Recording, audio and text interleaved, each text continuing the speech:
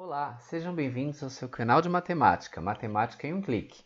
Aqui você aprende bastante e em bem pouco tempo. Inscrevam-se e recebam avisos de novos vídeos. É muito simples. Olhem abaixo, basta dar um clique em inscrever-se e você já estará inscrito e receberá os avisos dos novos vídeos. Na aula de hoje falaremos sobre conjuntos numéricos. Os números que conhecemos, eles surgiram como respostas aos problemas da realidade.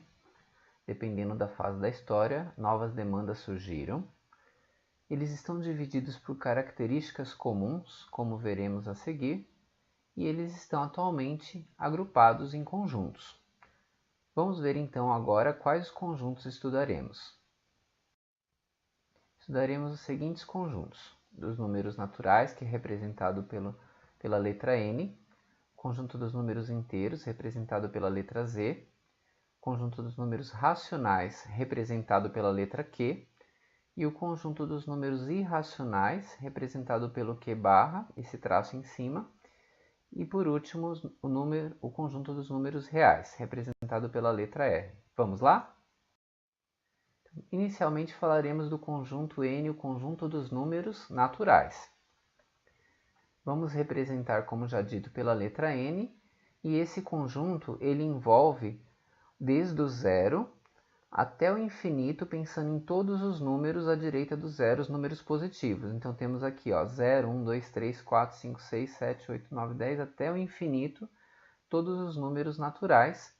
Não temos aqui os números negativos, ok?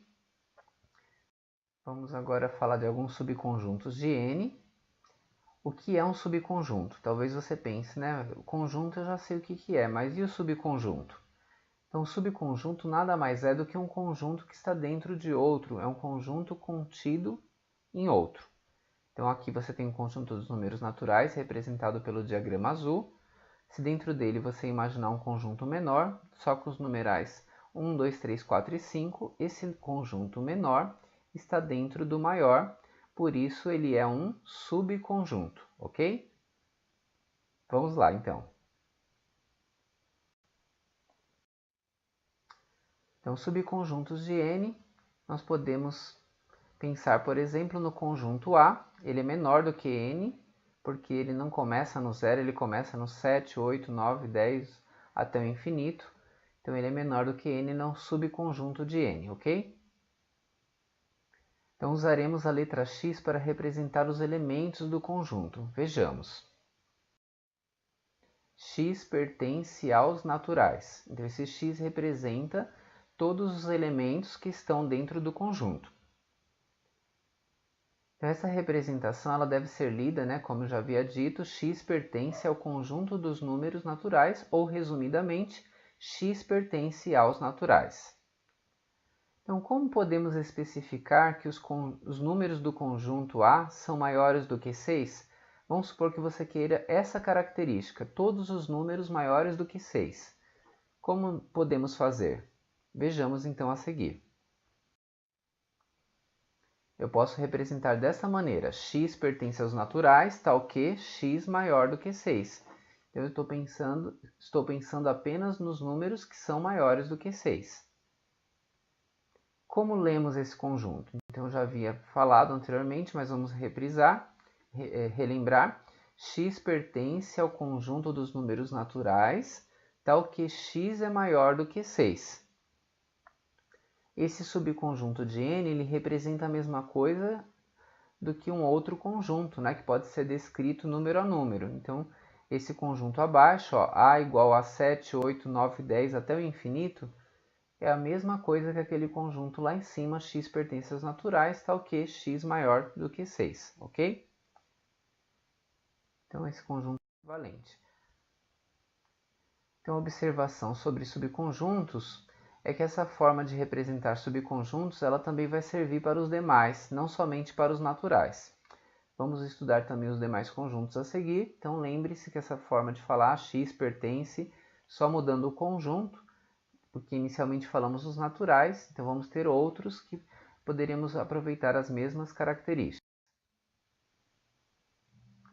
Conjunto dos números inteiros. Então, vimos que a representação vai ser a letra Z. Então, o conjunto dos números inteiros, qual a diferença em relação aos naturais? Nós temos o zero, nós temos todos os positivos à direita, nós temos todos os negativos à esquerda. Então, nós temos aqui o surgimento dos números negativos. Inicialmente, os naturais atenderam uma demanda sem números negativos.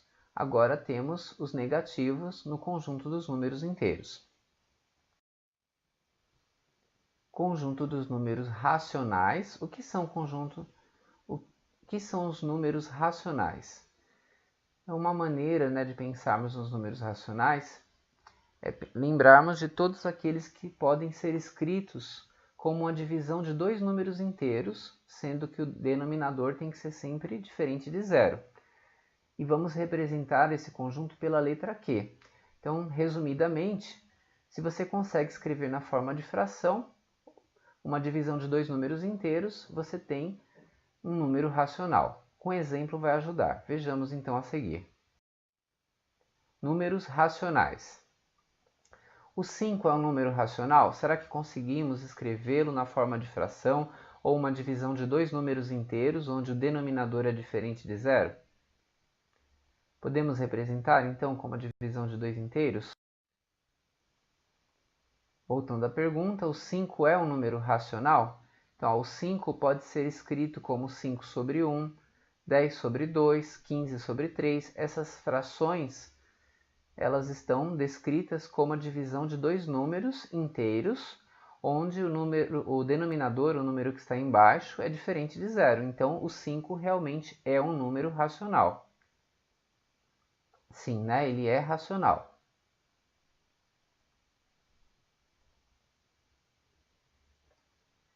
Então, se você consegue pelo menos uma fração que seja equivalente, é o suficiente. Mas aqui nós temos 3 exemplos de frações que equivalem ao 5. Mas bastaria uma fração, já seria o suficiente para você poder concluir que o número é racional, ok? Vamos lá? Então, racionais, inteiros e naturais foram os 3 conjuntos que vimos até agora. Vamos relembrar um pouquinho. Então, temos aqui os naturais, nós temos do zero até o infinito. Os inteiros, nós temos todos os naturais, mas nós temos também os negativos. E os racionais são aqueles que eu consigo escrever em forma de fração. Então, todos os naturais e os inteiros estão dentro dos racionais. Observem aí o diagrama, que o diagrama em vermelho, que é o maior, ele contempla os racionais e os naturais e os inteiros estão dentro. Então, o conjunto dos naturais está contido no conjunto dos inteiros, que por sua vez está contido no conjunto dos racionais. Então, percebemos aqui que estamos acumulando os números. Então, o conjunto dos números racionais é o terceiro que estudamos e ele é o maior dos 3, ele contempla os 2 anteriores. Números irracionais. Então vamos ver primeiramente a ideia oposta ao que vimos lá no conjunto dos números racionais. Então são números que nós não conseguimos escrever na forma de divisão de dois números inteiros. Então se você tentar escrever um número na forma de divisão de dois inteiros e não conseguir, com um denominador diferente de zero, você tem o que a gente chama de números irracionais. Um exemplo é a dízima não periódica. Percebam aqui nesse exemplo, vocês têm infinitas casas, por isso é uma dízima não periódica. Nós temos aqui infinitas casas e a repetição, ela não tem um padrão, ela se repete aleatoriamente. As dízimas não periódicas, nós não conseguimos escrever na forma de divisão de dois números inteiros, com denominador diferente de zero. Então, ainda falando nos números irracionais, voltando a falar das dízimas não periódicas, elas podem ser escritas na forma de raízes. Então, por exemplo, a raiz de 2, ela equivale a 1,4142135 infinitas casas. Então, a raiz de 2 equivale a uma dízima não periódica. Se você tentar escrever esse número na forma de fração, você vai perceber que você nunca conseguiria compor uma fração de dois números inteiros com um denominador diferente de zero. Então, esses números eles aparecem, né, na forma de raízes não exatas, cujos resultados são dízimas não periódicas. Então, a raiz de 2 é um exemplo de um número irracional. E se você tentar escrever esse resultado dessa raiz, que é uma dízima não periódica, como fração ou divisão de dois números inteiros, você não vai conseguir, por isso é um número irracional, ok? E vamos fechar aqui falando dos números reais. Então, vimos vários conjuntos até agora, né? Os números reais eles são compostos por todos os números racionais e irracionais, todos os conjuntos que estudamos até agora. Então, vamos ver aqui o conjunto dos números reais em um diagrama. Então, vamos relembrar os conjuntos que já estudamos e que estão dentro dos reais, ok? Então, temos aqui os naturais, que temos os zeros e os positivos, os inteiros, que nós temos os zeros positivos e os negativos, os racionais, que são aqueles que nós conseguimos escrever na forma de divisão de dois números inteiros, com um denominador diferente de zero, ou seja, a gente consegue escrever na forma de fração, os racionais, e os irracionais são aqueles que a gente não consegue escrever na forma de fração ou divisão de dois números inteiros. Então, esses conjuntos, né, na sua totalidade, compõem o chamado conjunto dos números reais. Então, na aula de hoje, nós vimos números naturais, números inteiros, números racionais, irracionais e reais. Relembrando, naturais, zero e os positivos, até o infinito, inteiros, os zeros positivos e os negativos. Os racionais, eu consigo escrever na forma de divisão de dois números inteiros, com um denominador diferente de zero, ou na forma de fração. Irracionais são aqueles que eu não consigo escrever na forma de divisão de dois números inteiros. E os reais, nós temos todos os outros conjuntos que vimos anteriormente. Então, inscrevam-se e recebam avisos de novos vídeos. É muito simples, é só dar um clique em inscrever-se. Abraços e até a próxima. Foi um prazer estarmos juntos.